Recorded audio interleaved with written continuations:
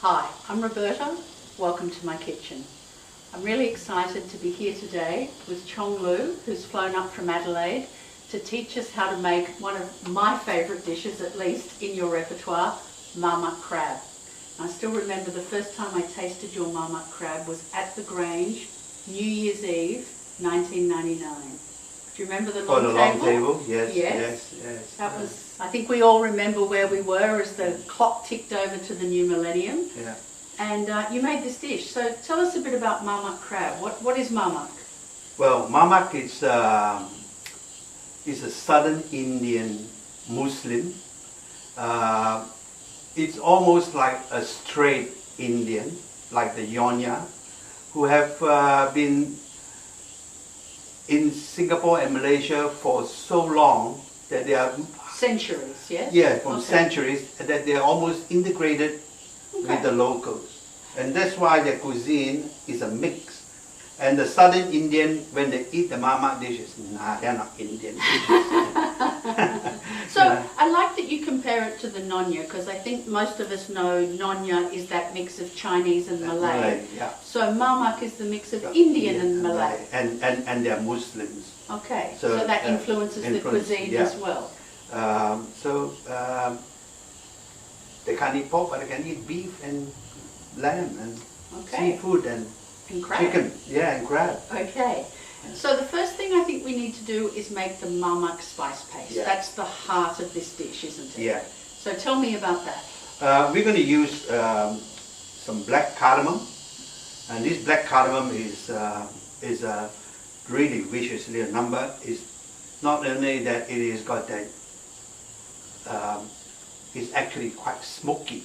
I noticed that, whereas the green cardamom, which I think we're more familiar with, it's not really smoky. The green one gives it that nice spice lift of fragrance. Very aromatic. Yeah, very aromatic. And but the black cardamom is one that really makes a lot of the curry, so robust. Okay, so a chef's secret ingredient. Yeah. Also called brown cardamom, right? Black, brown is well, the same actually, it's amazing that the Chinese also have another version of this. Do they? But it's slightly different. Okay. Yeah, so in my pantry, I keep them separate. The Chinese one is looks very similar. It's also a cardamom, but the Chinese use it as a preservative. Okay. Yeah, so it's and in all the master stock, you got to have those cardamoms in there. But we don't use the whole pod, right? We have to take the seeds out. Well, you can use the whole pod, or have a milder version. We're going to have it when you have the skin on, that make it really smoky. So I'm going to add some of the skin in there as well. So to break it up, give it a smash, just imagine all the seeds that come out. In fact, now can I just smell of this eucalyptic? Oh, it is eucalyptic, but you're right, it is also very smoky. And we just got one little clove here as well, because remember we're only making this for 2 people. Yeah. So that's... Oh, that, I always wish you could smell it. That smells amazing. So you've got 2 different cardamom here. Then we just use one there. And this one, a lot of people use this green cardamom for tea and things like that. In the Middle East, they put it in coffee sometimes, don't they? I haven't had it in coffee, but... Oh, I've had it with coffee, it's good. And it's a lot more aromatic, as you say, a lot more eucalyptus-y. Yeah. So not the shells from the green, but have we decided we are leaving in the shells from the brown? Yeah, we're going to leave a little bit. Not all of it. Not About all half? of it. Yeah, maybe half. Chefs hate it when I try and get them to be precise, but we need to know, don't we? Yeah. And once tiny, so just break it up. And I'm going to lightly toast it, because when we pound it, it's a bit more crisper, easier to pound. Oh, we like that. If we've got a pound, we like to make it easier. Yeah. And the cinnamon? Cinnamon, we only use a centimeter of this, so I'm going to cut this one. All right. And breaks up quite a little bit.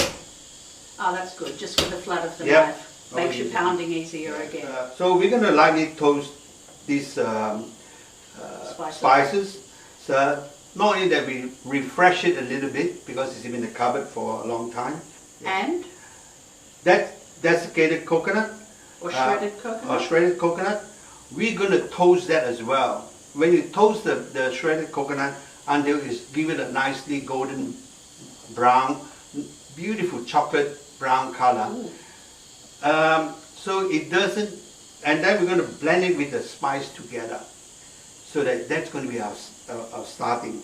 So is this part of the thickening for the curry as well? It could be part of a thickening, but it really adds to that beautiful coconut flavor to the crab. Let's go to the stove and get toasting. So Cheong, we get the pan hot before we start? Right, so we just lightly refresh our spices. And what, over a medium heat? Over medium heat. Okay. Yeah. You're just refreshing it, you're not really, cooking it or anything like that, Because as you say, sometimes our spices sit in the pantry for That's quite right. a while, don't Yeah. they? Especially this brown shell here. Once they get toasted, they're easier to pound up. To pound up, yeah. And I like the eucalyptus flavor. Okay, I think this is as long as you need. So that's really just 30 seconds. 30 seconds, just you're not trying to brown it. Okay, the next thing we're gonna toast our desiccated coconut, or also known as a serunding, which is just, it's getting a bit hot now, so I'm going to turn down a bit, yep, and cook it till it's nicely brown color.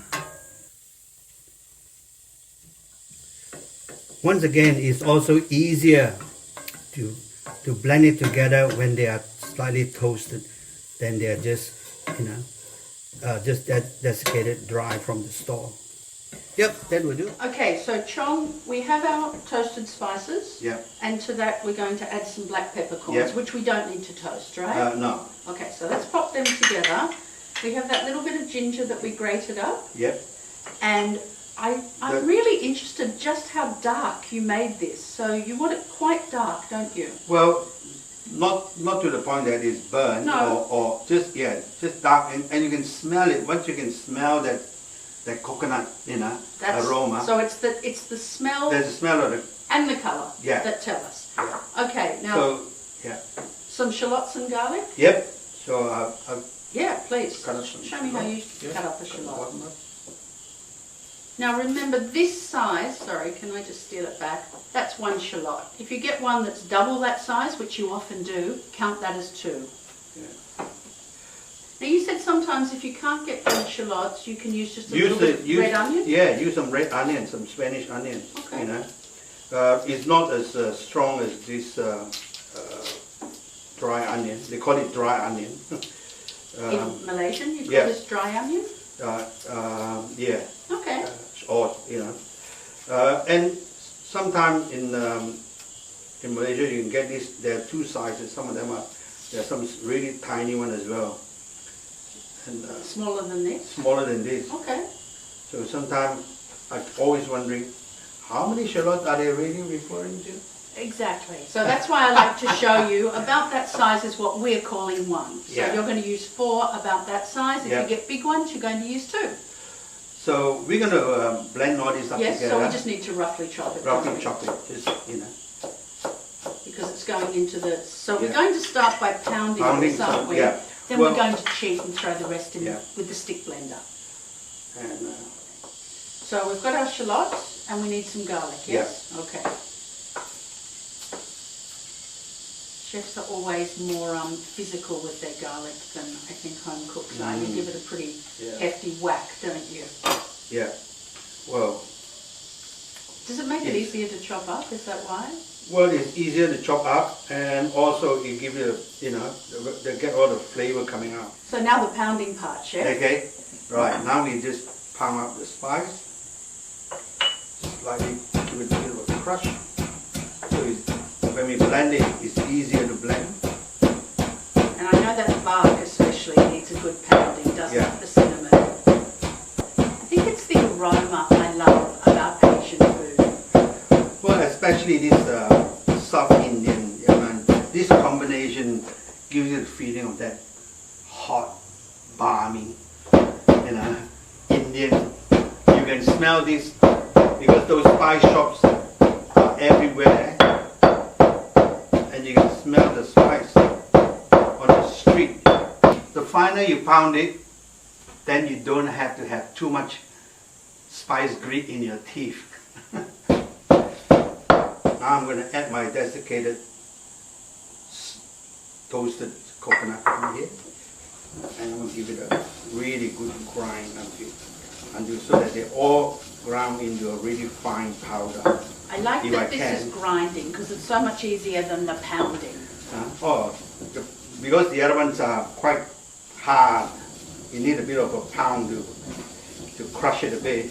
Now it's just coming to the... I can imagine how the smell of these things really, imagine people moving from India to Singapore and Malaysia, they're homesick, and as they're making this, that aroma is bringing back their memories of home, isn't it? Yeah. I think this is enough. Okay, so can I just show you, that really is quite fine, and it wasn't hard with the, says she who wasn't on the other end of the pestle, but it won't take you long to grind it down like that, and that's going to give you a much smoother paste. Okay, let's get the food processed. So now we go the lazy way. I like this, and we use the stick blender, yes? Yep. So what goes in here? Well, obviously we can put everything in there. So no order, we just throw it all in together now. Put it all in. The shallots and the garlic? Yeah, the shallots and the garlic, the ginger and the salt. Our ground up spices. And the ground up spices. And coconut. Yeah. Now we're going to try it with this blender first. Okay, Here we go. I'll let you drive.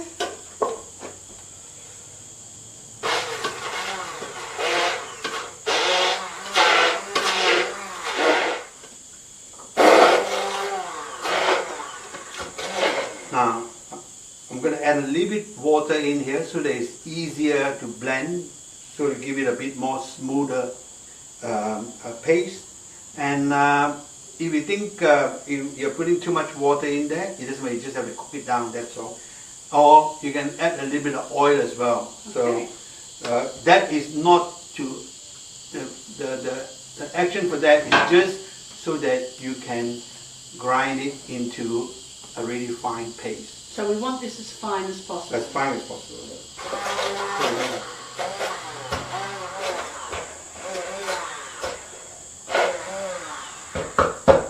So that's as fine as you want it. Yep. And look, I think the stick blender gets it finer than the little food processor. Cheong, you said you could use a Vitamizer or a bullet. Here, let me just do this. You can spray it there. That works. Wonderful, yeah. And the other thing is, you can always make a double batch. If you want to, you can make twice as much, and you can freeze half of it because it freezes quite well. Yeah. Then you've saved yourself the work for next time. Yeah, next time when you cook another batch for your friends.